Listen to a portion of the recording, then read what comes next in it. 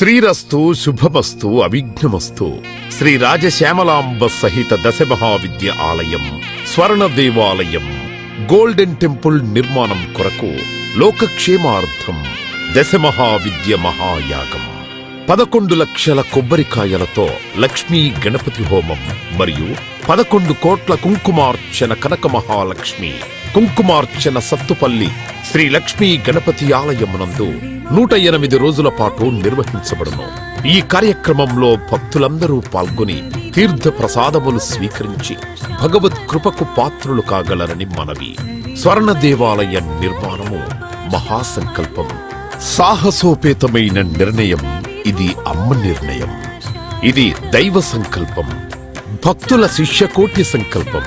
ఈ మహాసంకల్పం నెరవేరడానికి 999 యజ్ఞములను పూర్తి చేసుకుని సహస్ర యాగములు అడుగు పెడుతోన్న వేళ ఈ మహోత్సవమైన కార్యక్రమానికి స్వర్ణాలయ నిర్మాణానికి శ్రీకారం చుట్టిందే శ్రీదేవి శ్రీ విద్యాపీఠం.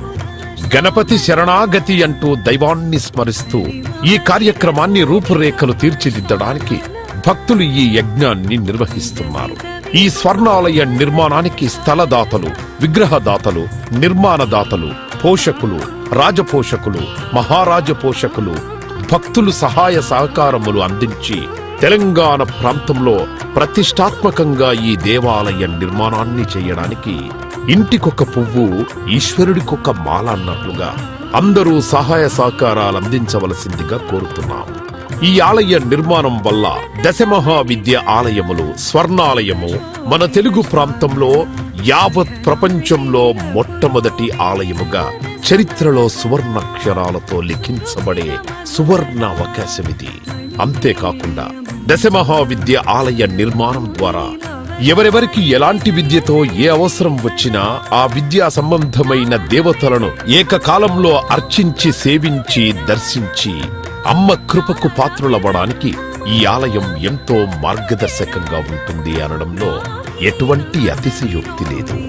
అలాగే ఎలాంటి ఆర్థిక సమస్యలైనా ఎటువంటి సమస్యలైనా పరిష్కారమవుతాయి అమ్మ కృప వల్ల.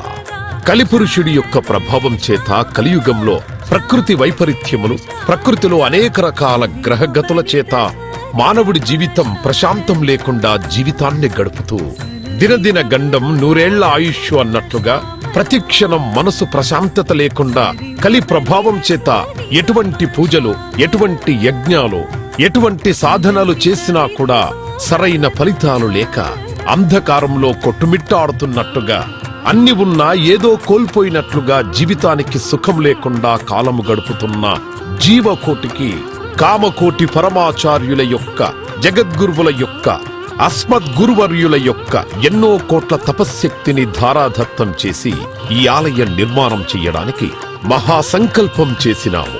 పూర్వజన్మలో దాన ధర్మాలు చేయడం వల్ల ఈ జన్మలో దాన ధర్మాలు చేసే శక్తి మనకు లభించింది. అటువంటి శక్తి కలిగి ఉండి కూడా దాన ధర్మములు చేయకపోతే ఈ జన్మకు చరితార్థం లేదు.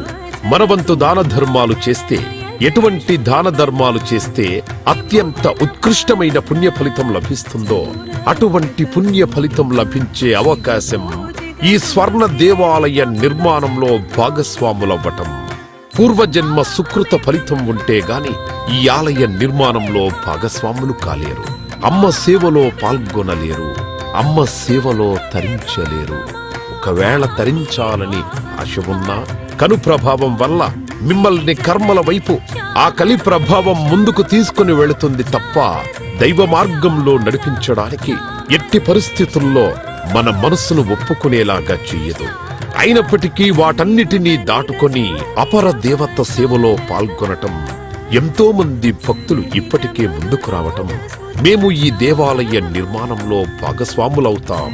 శ్రీ రాజశ్యామల సహిత దశమహావిద్యా స్వర్ణాలయం నిర్మాణ మహాసంకల్పం శ్రీదేవి శ్రీ విద్యాపీఠం శ్రీ లక్ష్మీ గణపతి ఆలయం సత్తుపల్లి కంచికామకోటి పీఠ సంప్రదాయం 9948897652 727777